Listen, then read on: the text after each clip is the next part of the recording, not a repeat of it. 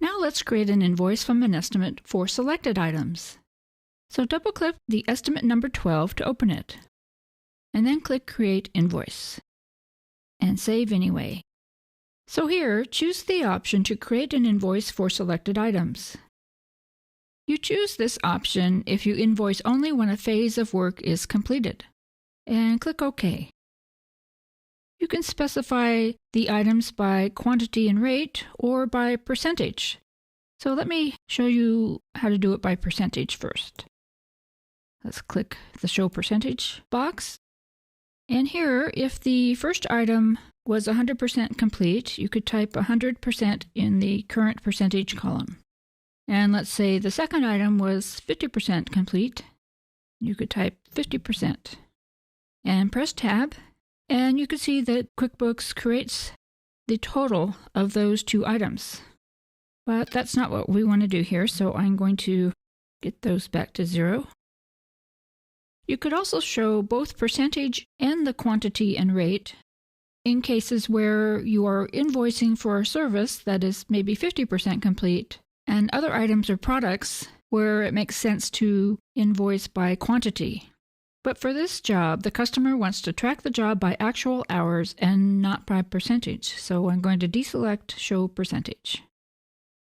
Let's say the design phase is complete.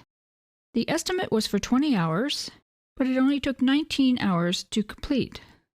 So in the quantity column, I'll type 19 and press Tab, and click OK. QuickBooks kindly points out that some of the items on the invoice have a 0 amount. There's a preference you can set if you don't want items that have 0 amounts to print on the invoice. So let's click OK, and I'll quickly show you that preference. So go to the Edit menu, Preferences, Jobs and Estimates, and Company Preferences. And here, there's an option, Don't print items that have 0 amount. When that's selected, like in this company file, those items will not print on the invoice. Let's just click Cancel. We're ready to save this invoice, so click Save and Close. And click Save Anyway. So the next time you want to submit an invoice, you can open the estimate again, as before, but I'll show you another way. So click New Transactions and click Invoices. And choose the customer name, which was Tony Terraza.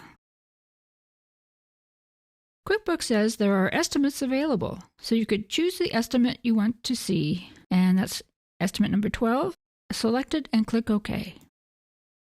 And you'll see the 3 familiar options. The first option creates an invoice for all the remaining items on the estimate, and that's a convenient choice if this were the final invoice.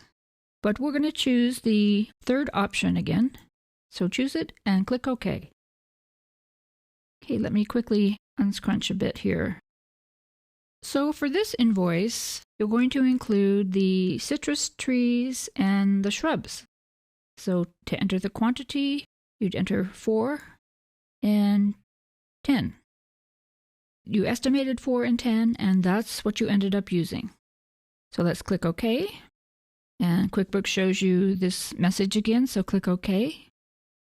And here is the invoice. It shows the first item, which has already been invoiced, and the current amount is 0. And then it shows the 2 items that were just selected. And these are 100% because the quantity was 100% of the estimated amount. So just for fun, let's assign a class to these. And let's call it Landscaping. And I won't choose a class up here because not all the items on the invoice are part of the same class, so it's better in those cases to choose the class here in the line item area. So click Save and Close, and Save Anyway for the classes we didn't assign. If you ask me, QuickBooks makes it fairly painless to do progress invoicing.